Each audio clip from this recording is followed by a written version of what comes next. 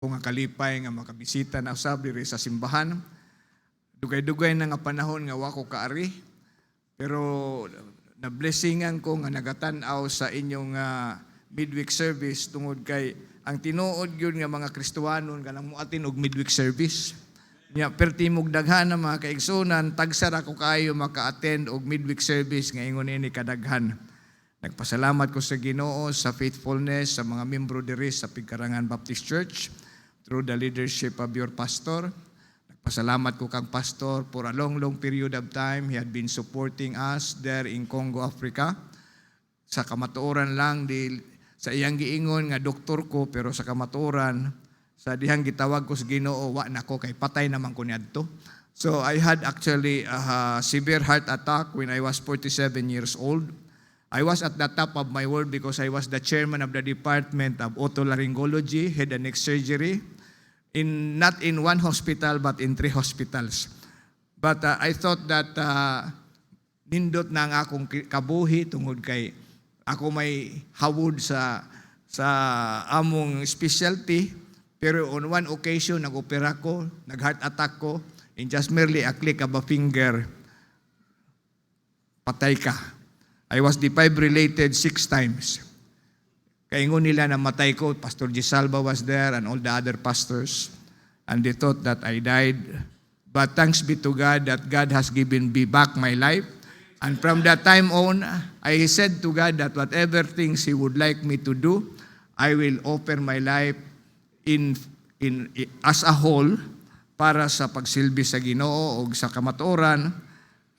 It is only by the grace of God nga napili ta nga muadto Congo, Africa. So allow me to show you what really had transpired. We have been there for 17 years now. Allow me to show a video of what transpired in Congo, Africa.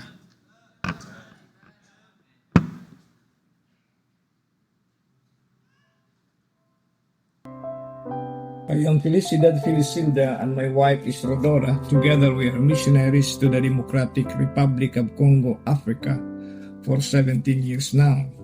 By the grace of God, in a duration of 12 years, we have started and have 3 churches in Lubumbashi, now pastored by products of our Bible College.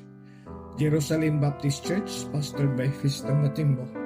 Rawasi Baptist Church by Kasongo Jinlak. An International Baptist Church, pastored by myself, but the interim pastor is Dr. John Malulo, as I am doing another ministry and establishing another church in Lusaka, Zambia. Out of these churches, village churches were established.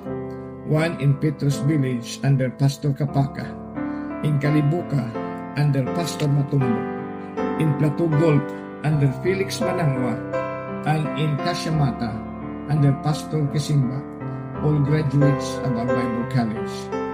The Bible College that we started in a duration of 10 years has produced 58 graduates, and 11 are pastoring their own churches. Some of the graduates are teaching in the Bible College. Also, some of our graduates are now missionaries sent out by Filipino churches and are approved by Asian Baptist Clearinghouse. Kindly support them.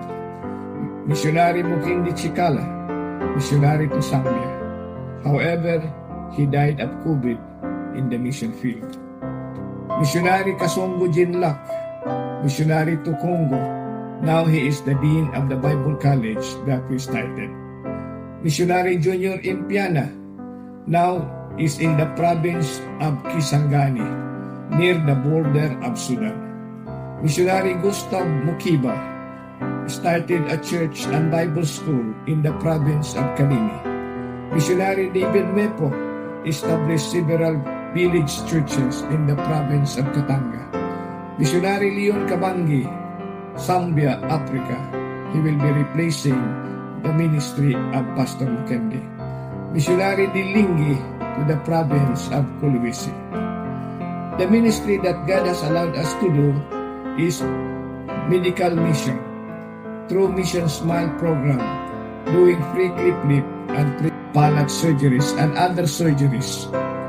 And through this ministry, many souls were reached out and God saved them and baptized. Another ministry is teaching martial arts to young people so that they can attend our discipleship class.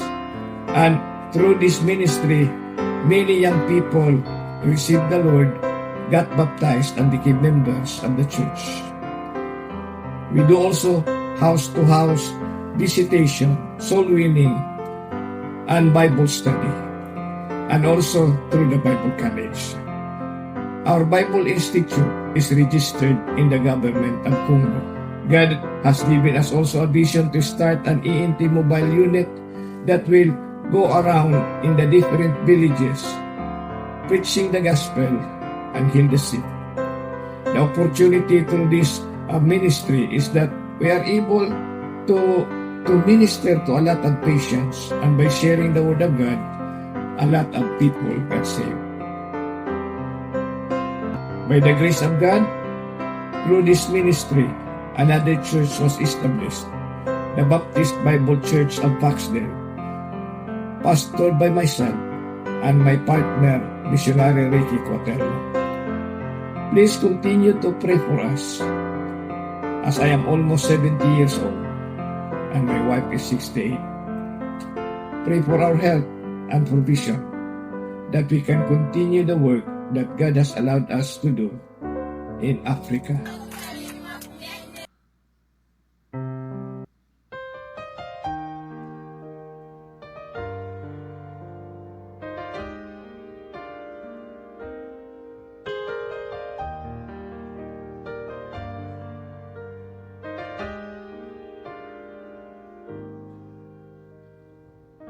Lately I've been looking back along this winding road to the old familiar markers of the mercies I have known. I know it may sound simple, but it's more than a cliche. There's no better way to tell you than to say God's been good in my life. I feel blessed beyond my wildest dreams when I go to sleep each night. And though I've had my share of hard times, I wouldn't change them if I could. 'Cause through it all, God's been good.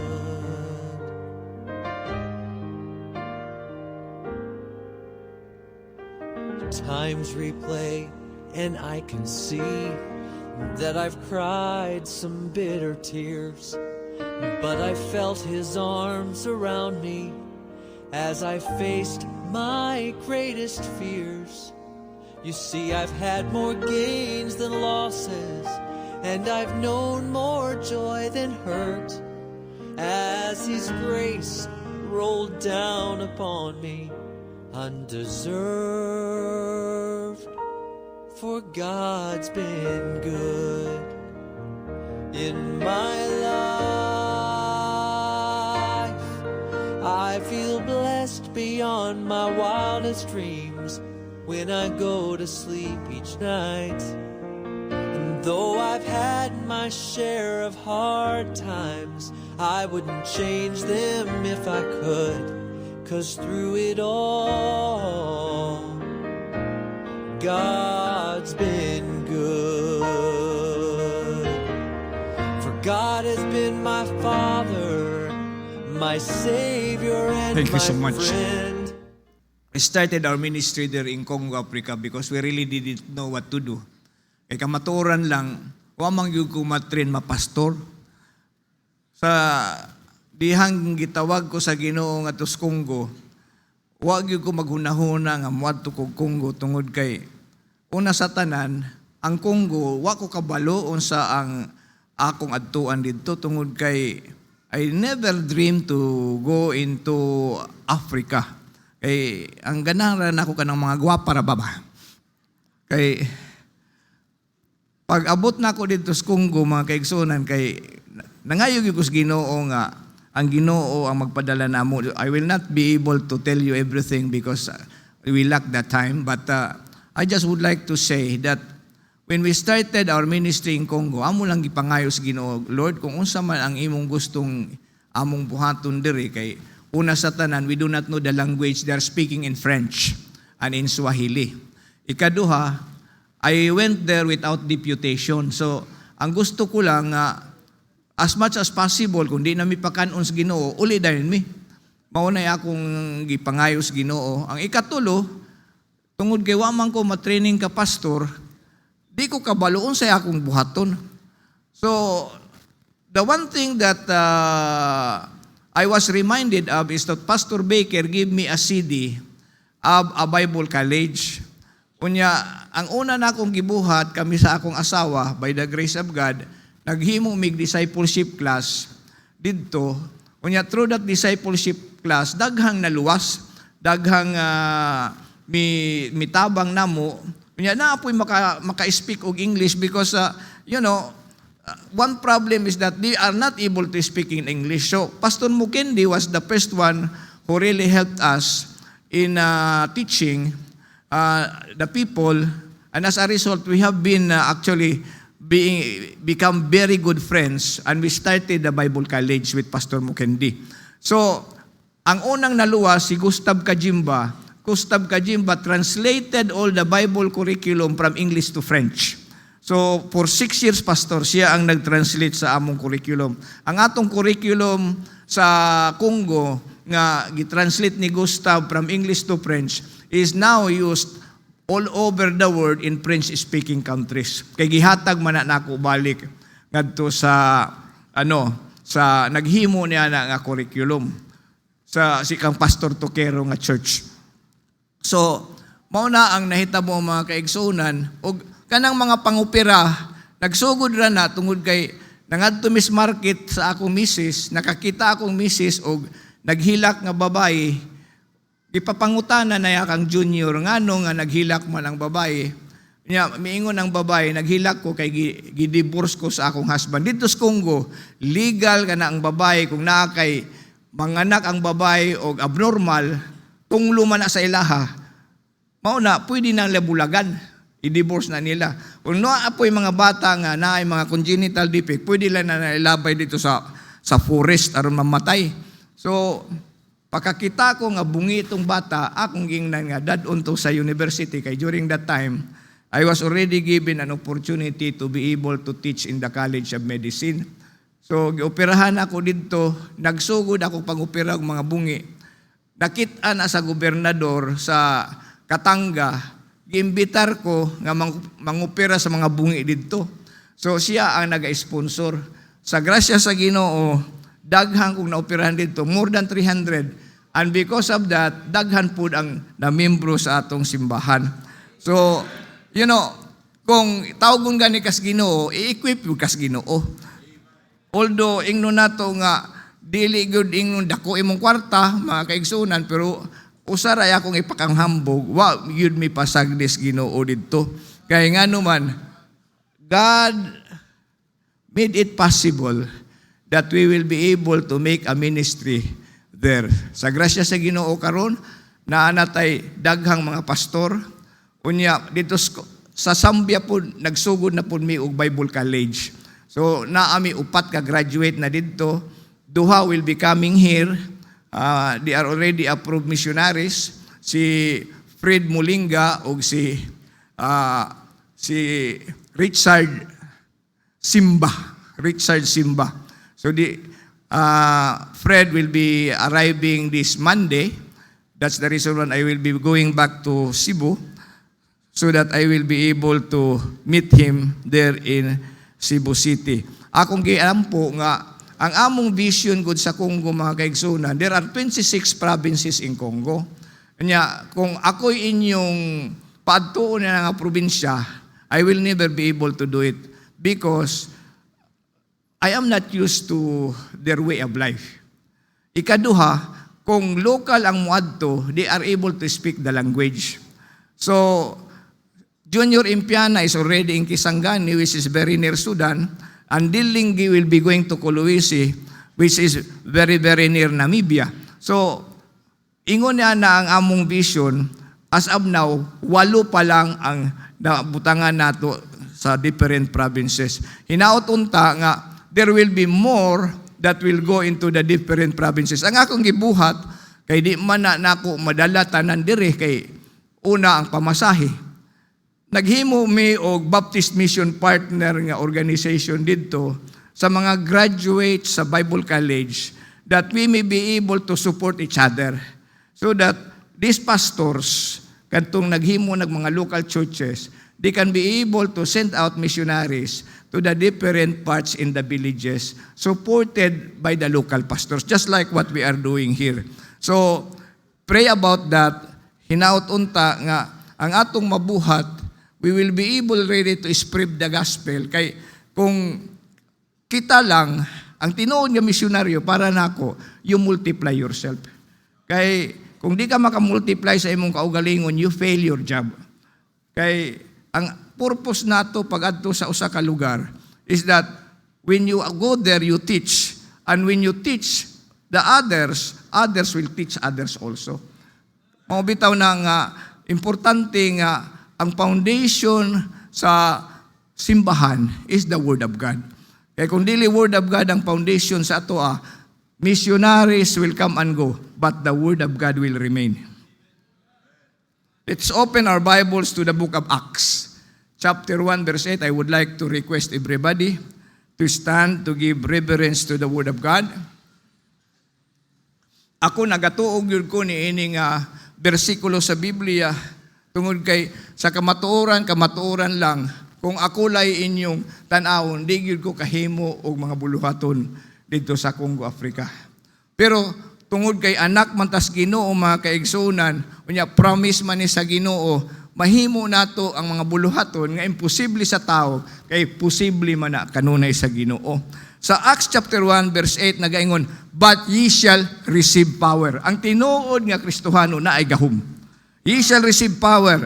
Ngano man naamay tay gahom, after that the Holy Ghost is come upon you.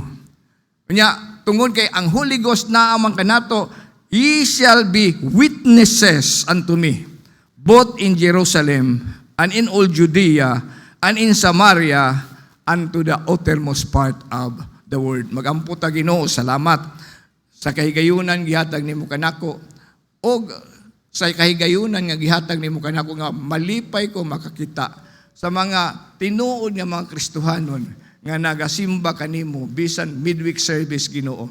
I pray for this church, O Lord. I pray that you will call a lot of people in this church to go into the mission field so that, Lord, your name will be glorified.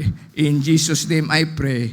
Amen and amen. Mga kaigsunan, nagaingon ko diri, both in Jerusalem, Judea, Samaria, and to the uttermost part of the world.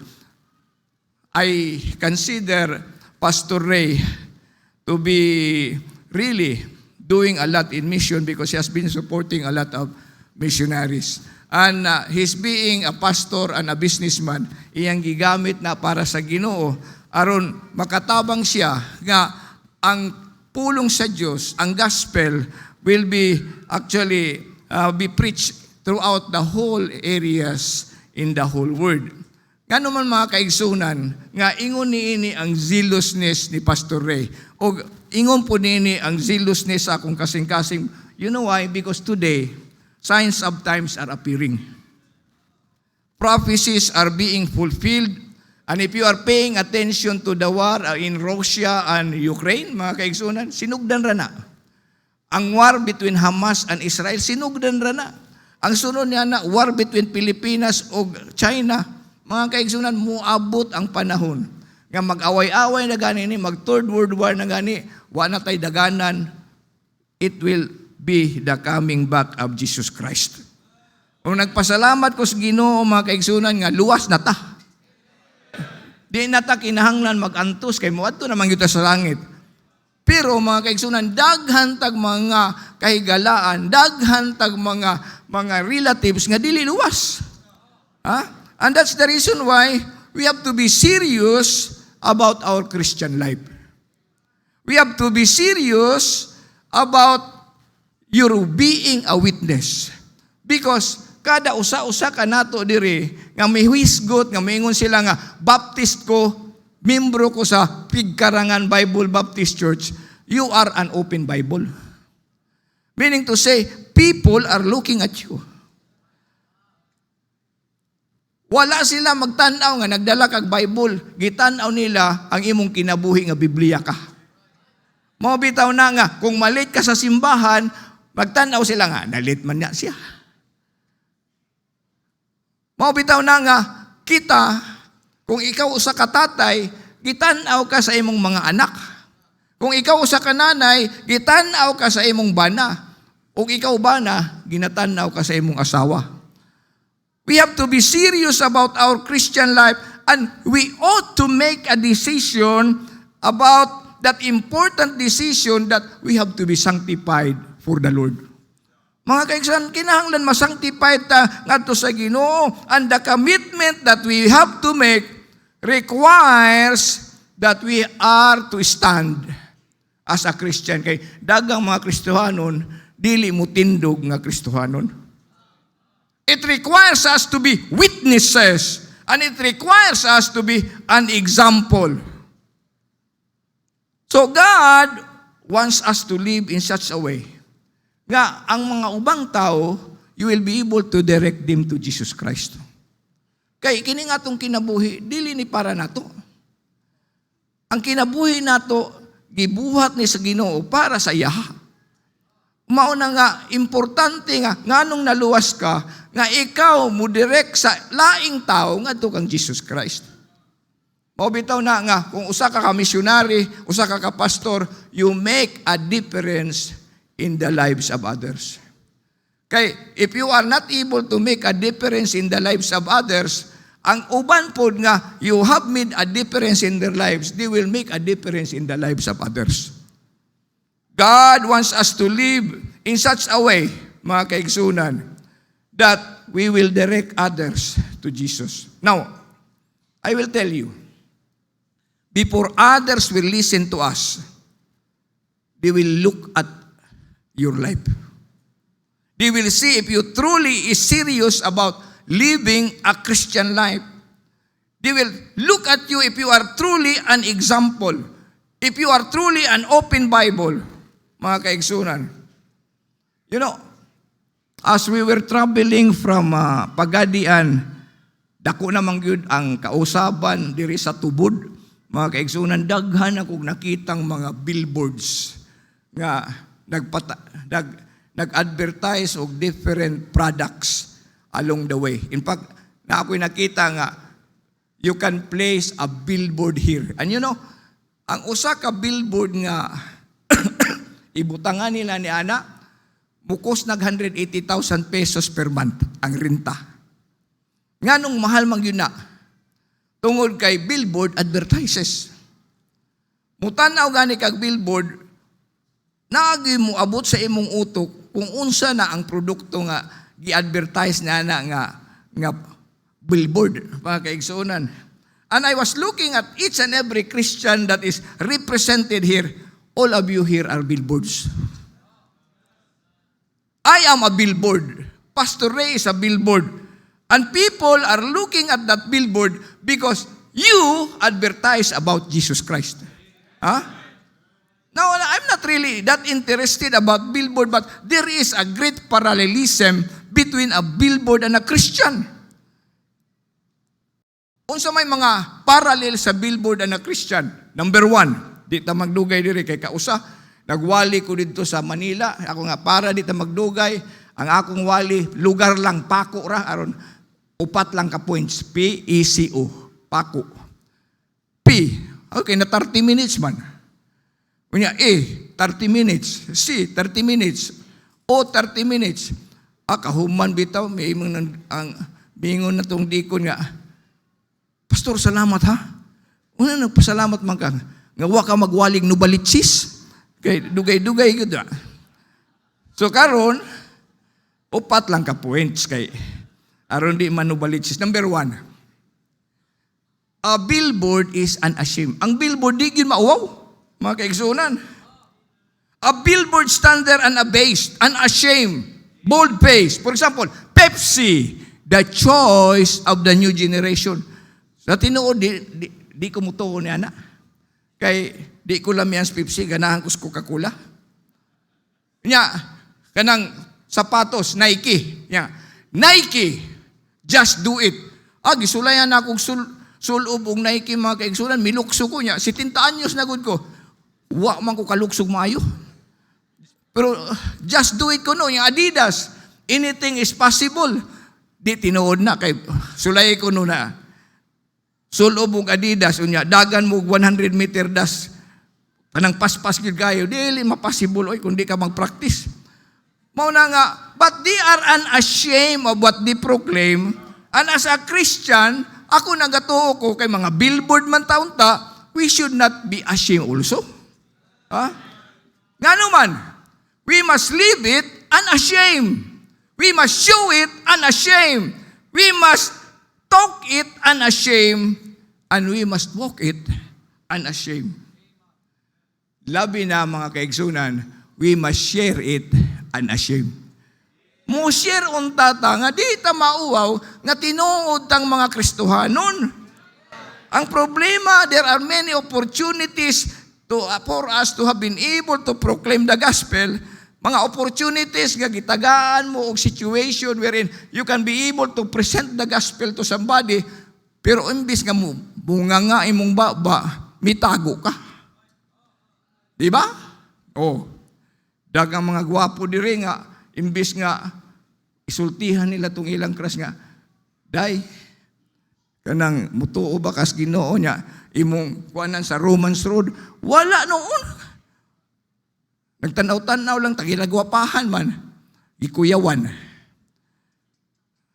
Muna din gingon ng mga lady killer ba? Nagulat ng babae, makasulti, wag yun makasulti. No? Daghang mga situation wherein ang inyong mga ginikanan, ang inyong mga igsuon, ang inyong mga co-worker, wala yun na ninyo maimbita. There are many times wherein you are given that opportunity to present the gospel, but there are a lot of people doing wrong things. There are a lot of false prophets ka na bitaw sa kibuloy.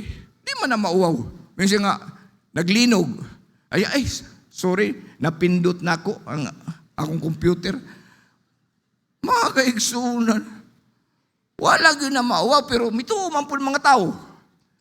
Nga napindot yun. Pero kita, tinuod ning ato. Pero nganong mauwaw man ta, mga kaigsunan, nganong muhide man ta, ang uban gani, naapay mga kirida sa gawas, wa man ginamutago.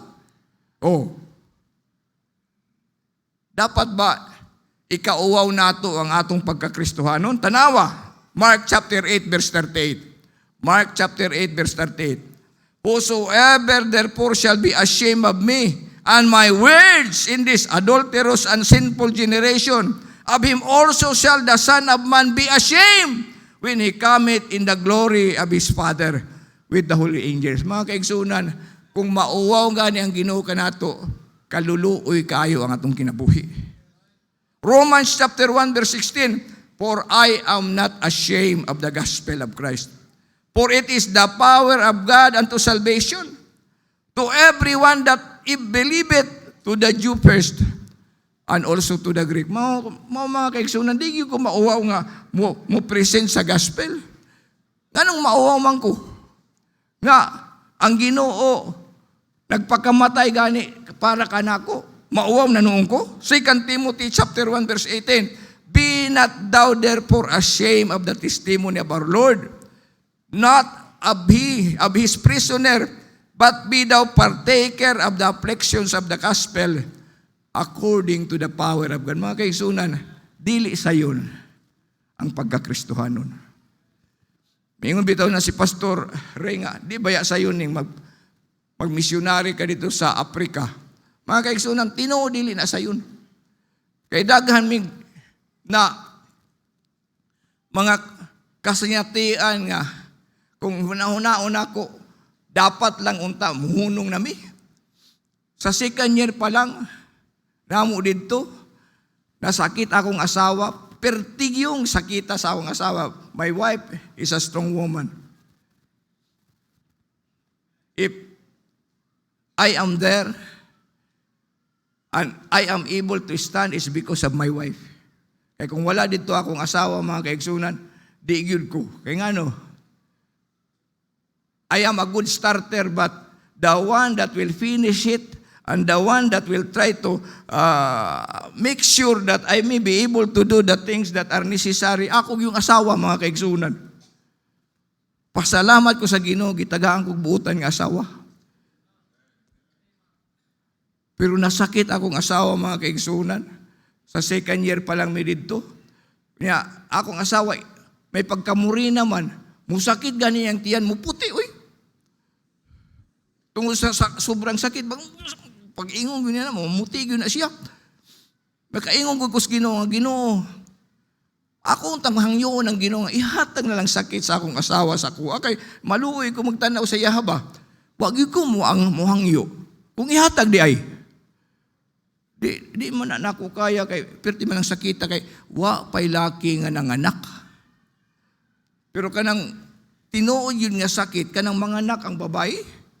Nya daghang mga babae nga basta magbuntis ang babae nya manganak, singgit-singgit na sa ospital nga di na yun kumusa. Ikaw yun Pedro. Nya pagkasunod tuig na naman pod. Subot pasabot nga kaya yun na nilang sakit. Mauto nga, wag yung kumanghangyo sa Ginoo nga, Lord, ihatag ang sakit sa akong asawa nako. Pero after 4 days, naghilanat naman akong asawa. Kunya, pagtanaw na ako, nahilo naman na yung skin. Gidala na ako sa ospital, mga kaigsunan, na ay ultrasound ang hospital, pero why ultrasonologist? Ako pa'y nag-ultrasound. Kunya, pagtanaw na ako sa doktor, di man kabalo mo opera o gallbladder. Ako nadugay na po kuha na mag-opera, pero gipugos na ako akong kaugalingon nga operahan ako ang akong asawa. Can you imagine, you operate your own wife during that time? Mga kaigsunan, kung una-unaon ninyo during that time, mihilag ko sa Ginoo. Kaya nagunahon na ako, Lord, kung sa may tabo ning akong asawa, kay during that time that I incise the skin of my wife from here to here, mga kaigsunan, tulo po na akong luha, uy. Nya, tambok-tambok naman siya. Lisod kayo mo, nga ako lang gamayon ang hiwa, from here, diretso nga rin. Aron makita na akong atay, sa ilawom sa atay, makita ni mong gallbladder. Nya, di man yun na ako mapugngan nga mutulo akong luha. Mao nang gidali-dali na akong opera, mga kaigsunan. Gikuha na akong gallbladder. Di na ako kapugong kay muhagulhol man yun ko. Tanggal na ako ang gallbladder. Pakatanggal yun ako sa gallbladder. Dagan ko kay hilak man yun ko.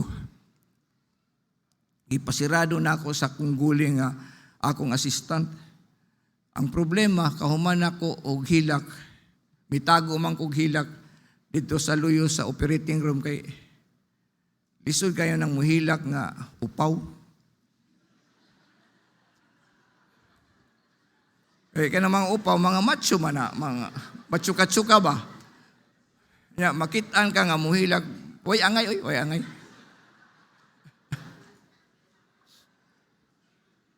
Pagbalik na ako, mga kaigsoon, ang anesthesiologist mingon na, Sir, Dok, ang imong asawa ang blood pressure 0. Heart rate 126. Mutaas gani ang heart rate, buti pasabot na i-bleeder. Kunya, 0 ang blood pressure, nag-bleeding yun siguro na. Pero wa man ko nakakitag bleeding. Ibuksan ko balik, wa man i-bleeding. So may tawag ko og akong mga kahigalaan nga mga surgeons nga permig yun mag-opera o gallbladder. May siya nga, Brad, palit og dopamine, unya tagay si Mrs.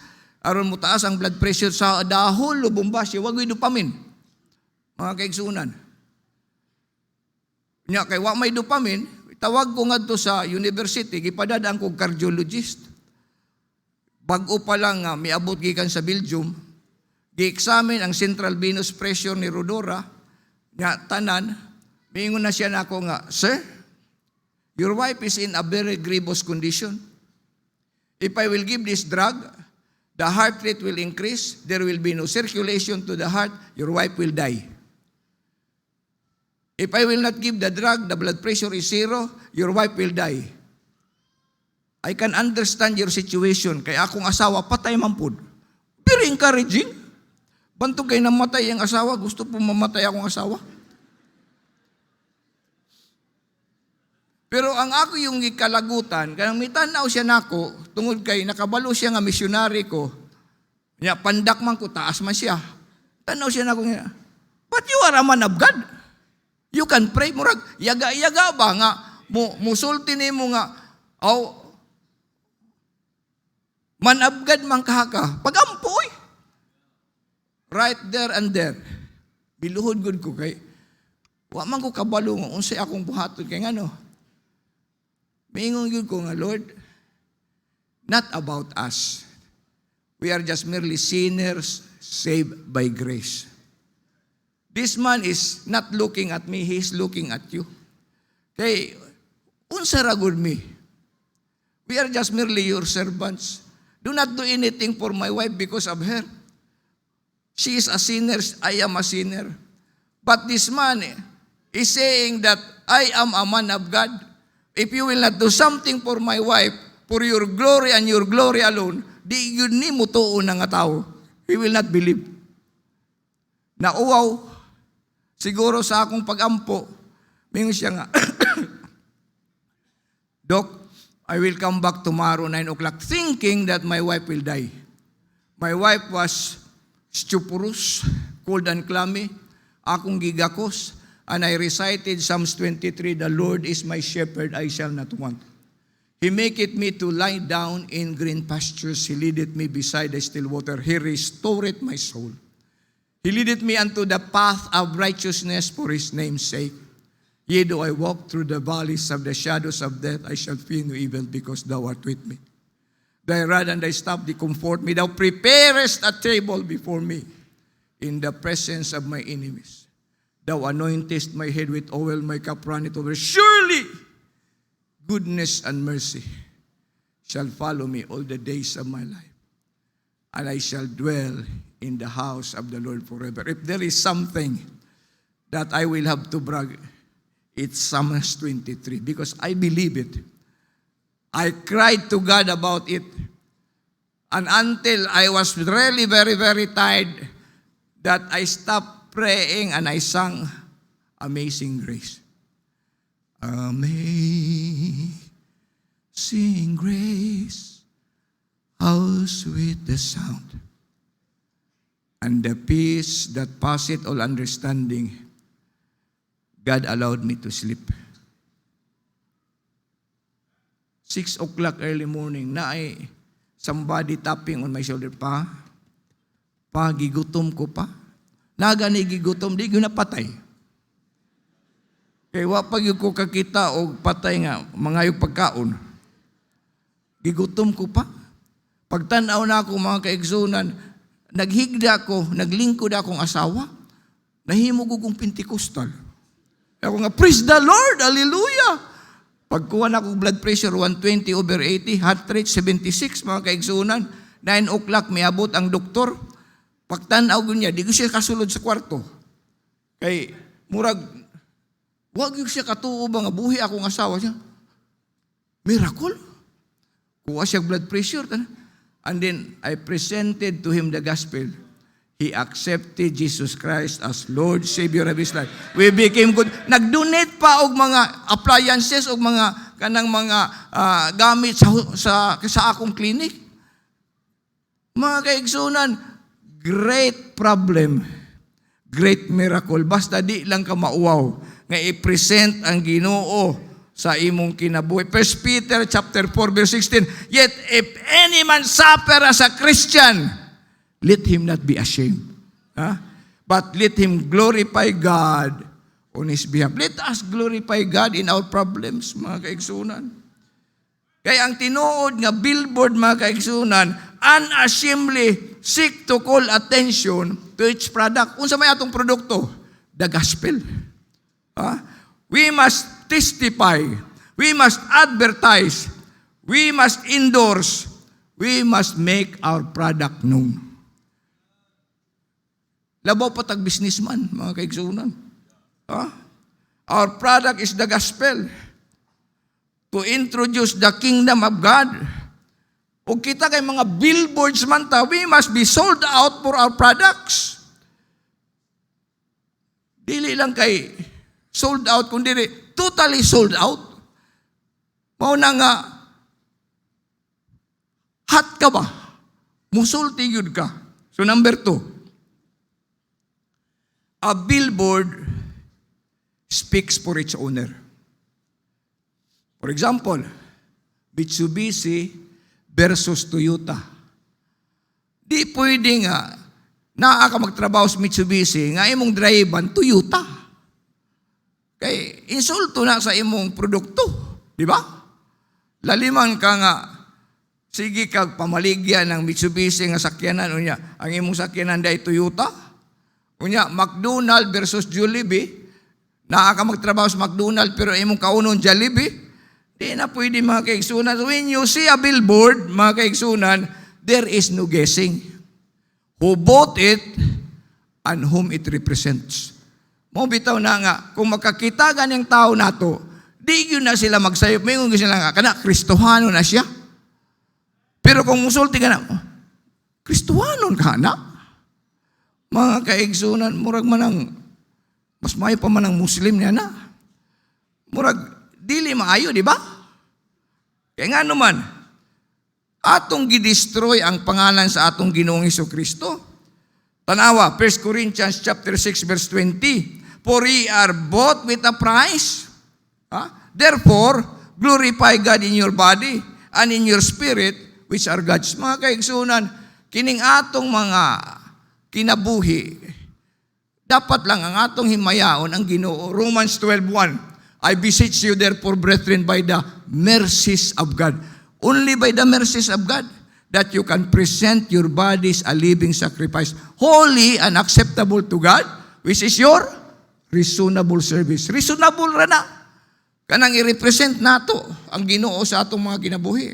Be not conformed to this world, but be transformed by the renewing of your mind, so that you will know what is that good, acceptable, and perfect will of God. 1 Peter chapter 1, verse 18 to 19. For as much as you know that you were not redeemed with corruptible things, as silver and gold from your vain conversation, received by the tradition of your father, but with the precious blood of Jesus Christ. Mga kaigsunan, you have been redeemed by the precious blood of Jesus Christ. Pasalamat ko sa Ginoo nga nakabalo ko sa kamaturan kay president gyud ko sa Student Catholic Action.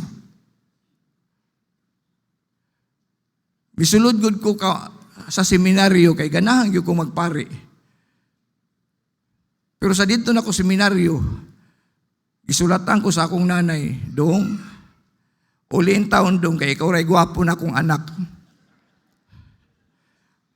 Wala gyud tay paglaong nga naipilisilda nga gwapo. Kay siyempre kung adto na ko dito, alang-alang akong pabuntisan mga madre di man. Nakaulin taon ko. Maubitaw na nga kita kay mga Kristohano man ta, a message about Jesus Christ must be clear in our life. Let us speak God's words undistorted, unaltered. Nakinomdumunon ko na itong na ay mga pastor nga nag-conference niya, bunot-bunot man kisay mo wali. Wa man to siya mag-prepare, nakabunot siya. Gitawag na yung ngalan, ang muwali karon si Kuan Pastor anso. Dagan din siya. Ay. Ya, kaya wa man siya mag-prepare. Okay, my message this morning is Moses at the sycamore tree. O, di, nangatawa siyempre. Moses at the...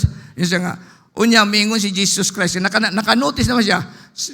Moses come down because it is the place of Zacchaeus. Nakapoint po. Mauna nga, kinahanglan. Speak accurately. Number 3. Aron dito magdugay. A billboard is faithful to its purpose. Mga kaigsunan, faithful ko ng billboard sa iyang purpose. As Christian, we should be committed and faithful to God's Great Commission. Nganong niyaman mo diri? Tungod kay gitawag mo sa Ginoo.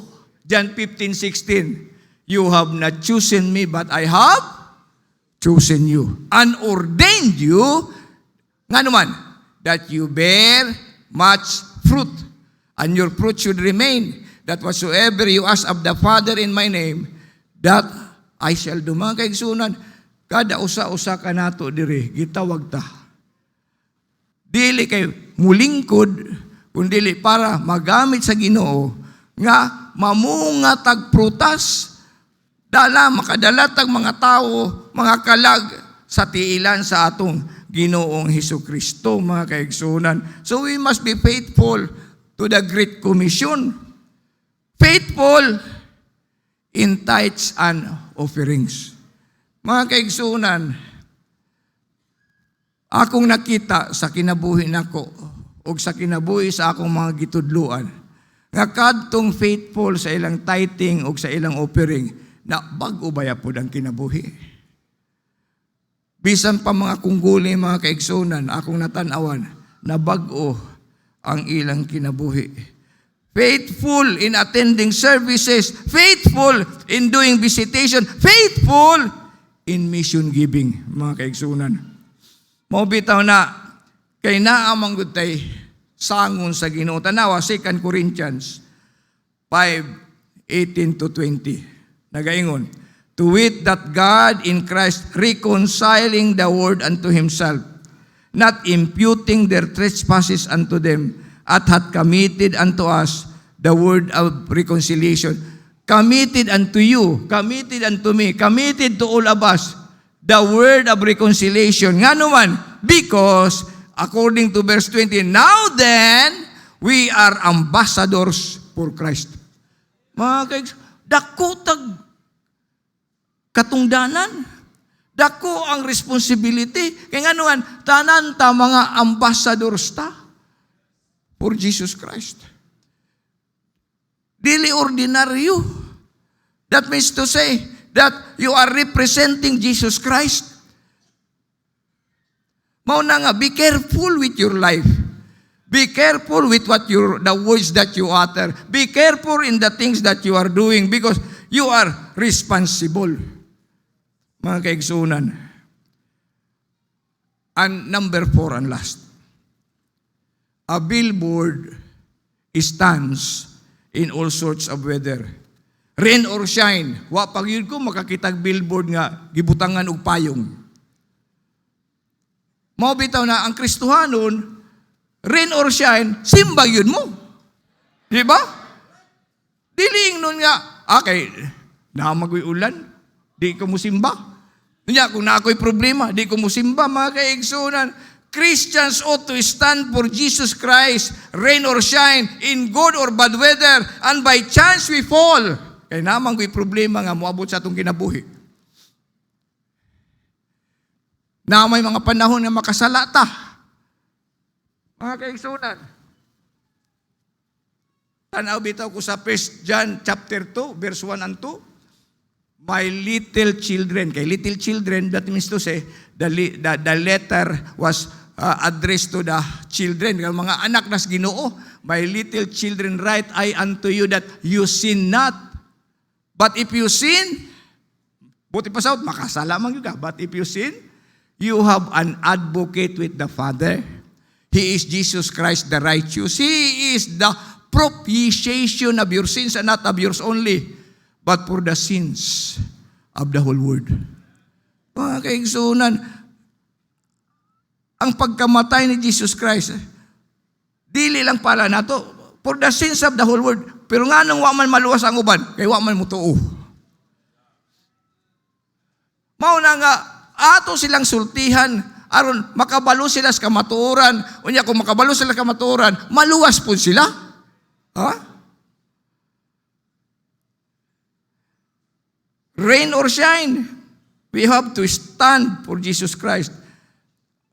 And if by chance we will commit a sin, 1 John chapter 1 verse 9, if you confess your sin, He is faithful and just to forgive you of your sins and cleanse you from all your iniquities. Mga kaigsunan, pagkaanindot sa Ginoo, gitagaan tag chance nga mubalik sa yaha. Unya, ang nakanindot kung mubalik sa Ginoo, dili lang tagi-forgive, gikalimtan pa yun ang atong mga sala. Mga kaigsunan, maubitaw na Satan may try to defeat you, may put shame on you, may put doubt, fear, even discourage you from the purpose of the calling that God has put into your life. Pero tanawa ko kung sa gisulti sa Biblia. 1 John chapter 4 verse 4. Greater is He that is in you than that is in the world. Mga kaigsunan, kung naay mga problema nga moabot sa among kinabuhi sa akong asawa, after the time nga naoperahan ko akong misis, unya gitagaan kog milagros Ginoo, di nagyud ko matarog. Kay ngano? Greater is He that is in us than that is in the world.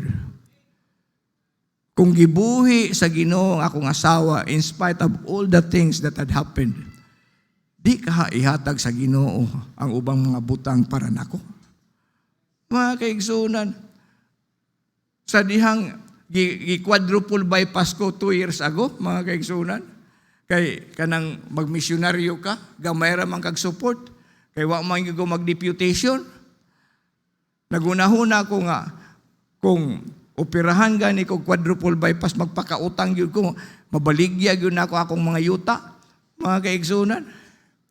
Wa gyud ibutang nas Ginoo ngano, dili kapakauwawan sa Diyos. Kung gitawag kas Ginoo, di kapakauwawan sa Ginoo. Ngano nag-ingon man ko na, I was in Congo. Unya, ang akong misis, di man yun na siya ganahan nga, mubalhin ko. Kausag, i-operan ko to become the dean dito sa Liberia, sa College of Medicine. Gipadadaan ako 10,000 para sa among pamasahe. Gipabalik ko sa akong asawa. Nya, hadlok man ko sa akong asawa. Akong leon sa balay, pero ang lion tamer, Mrs. Man. Ibalik na ako, wag yung mingon yun na siya nga, ikaw ha, usahay, mubalik na yun ang imong sakit nga, mangitag yung kagwarta. Kay kabalog yung ka nga, dako ang imong sweldo dito, kay magdin ka. Pero gitawag ka din sa Congo. Pero surprisingly, sa diyang gisultihan ako nga, ma'am, daghan na matag pastor diri, nya wala ko'y trabaho diri. Mabalhin tag Zambia kay na ako ganahan nga maadto tag mga places magkwanta og kanang katong bus ba nga mangupira ko. So mangupira ko dito sa mga villages. Misugot noon. Mao di nga misugot. Kay ang Ginoo di ay pag adto namo mga kaigsunan kay mag-drive man nya maadto kang mga villages. Na ay mga chance nga pwede ka ma-aksidente, gi-insure me. Kami si Mrs. insured. O through that insurance, mga kaigsunan, sa diyang gioperahan ko quadruple bypass, ang tanan na bayranan nako dito sa Chungwa Hospital, may abot ko 3 million, bisang piso, wag ko gibayran. Kinsa may nagbayad? Ginoo! Oh, that means to say nga, kung ipadala ka sa Diyos, suportahan kas Ginoo, di ka pakauwawan sa Diyos. Mga kaigsunan, kaingon ko Ginoo, mauwawan man siguro ko niini kay naman ko'y higala nga milyonaryo si Dr. Arsinas. Miadto yun na ako, kay maingon ako nga, ding, operahan day ka. Igingnan tapabitaw ka nga, ayaw lagi niya na mag-mission ka, ding kay kanang magkalisod-lisod lagi kanya na. Ya, nakaibayad ni ini.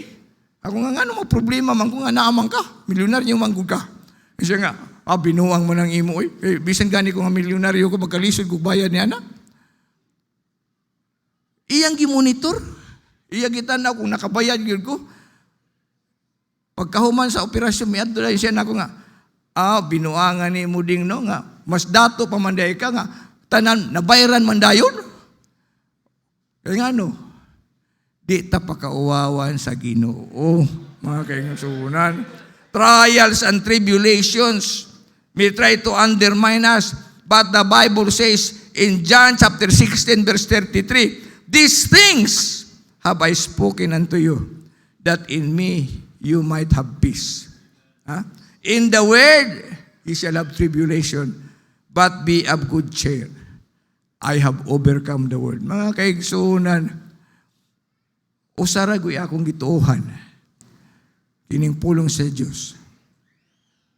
Faith is the substance of things hoped for, evidence of things not seen. Failures in our lives may try to make us fall, but it is not final.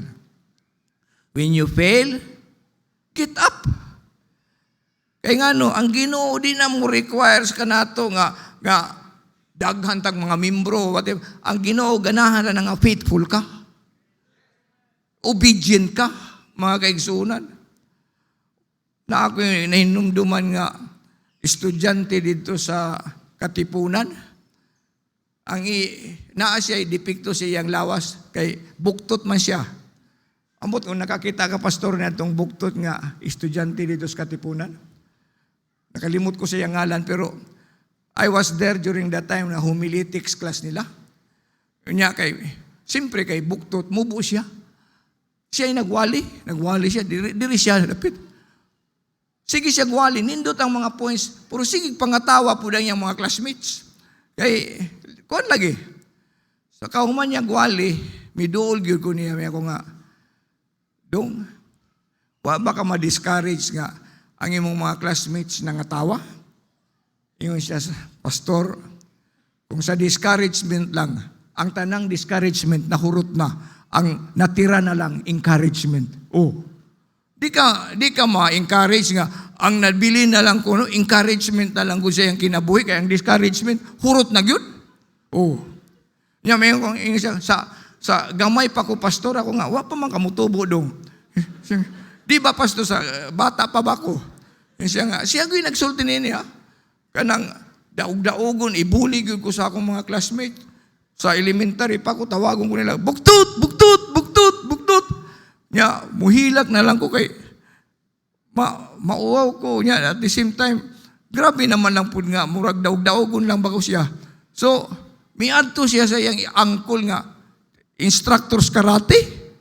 Ay, nagpatudlo ang buktot in town o karate. Nagturo na siya.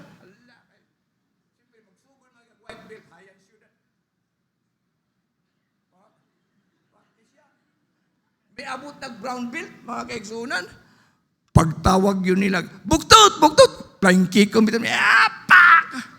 pak! Dagan mga bata.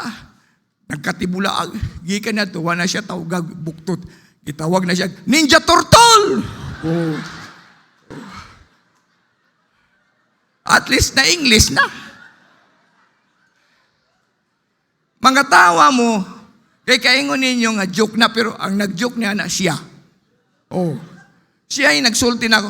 Kung ang tao makahimo og joke sa iyang kaugalingon, sa iyang depekto, buti pasabot niya na-encourage na siya sa iyang kinabuhi.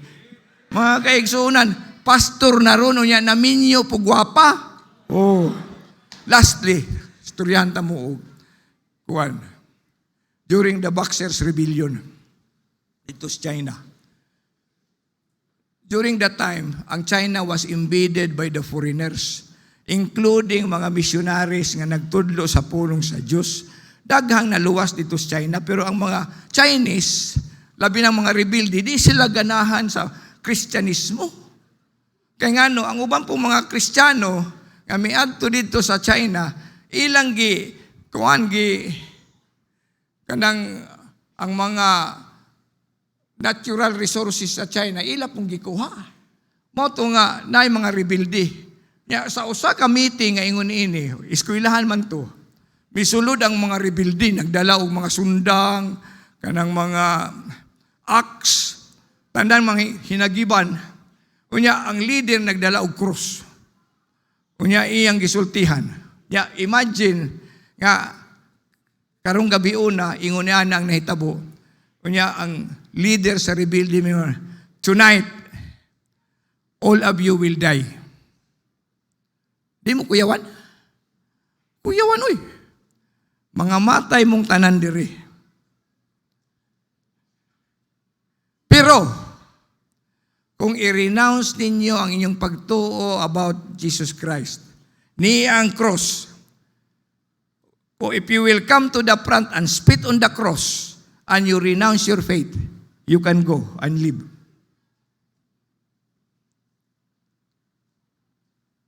O karong gabi una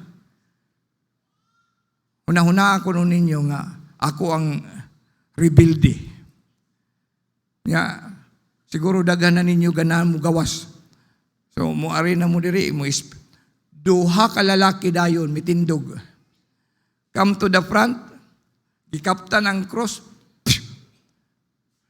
gawas, libre, buhi. Kinsa pa? Smile tong leader sa rebelde. Dali raman din nga mga tao mo renounce sa ilang pagtuo. Tulo nga babae, mitindog.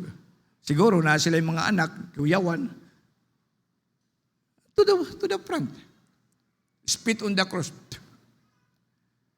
Gawas, libre.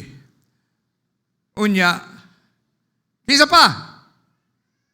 Ikatulo, bata. Babae, 12 years old nga bata, mitindog. Naghinahinay nga to sa front. May katawa ang leader sa rebelde at tatarawa, pati bata. Murinaw sa iyang faith. Pero pag abot ko dito sa cross, imbis nga iyang luwaan ang cross, iyang gigakos ang cross og mihilang. Dili ko pwede luwaan ang cross. How can I do this when Jesus Christ died for me? I can never do. Hilak siyang tininood.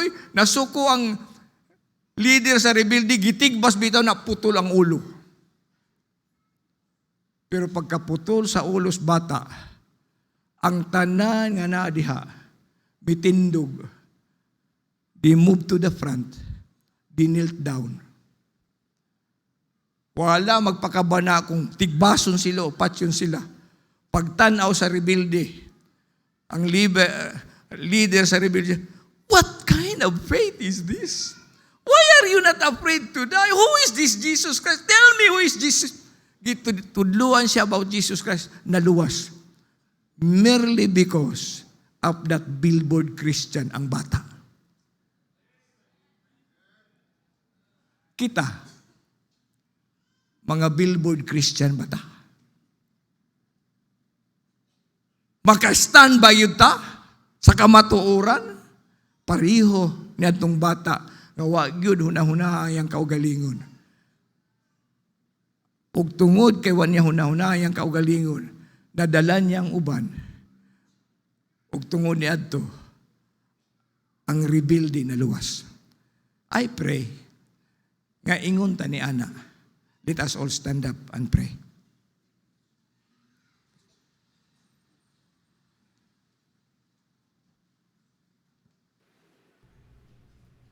Daghang salamat. Manindag ta palihog. Let's pray. Our Heavenly Father, thank you Lord sa imong mensahe nga among nadungog. Thank you for Dr. Palisilda. Lord, ang tanan akong gipangayo, Jesus' name I pray. Amen. Remain standing. No one is looking around while the piano will play very softly.